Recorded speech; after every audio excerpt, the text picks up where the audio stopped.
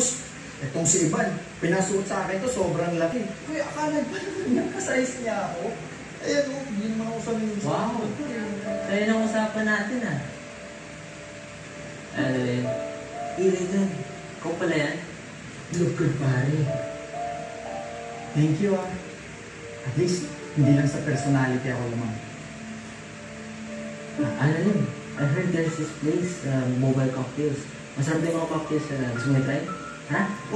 Teka. Hindi ba narinig yung announcement kanina?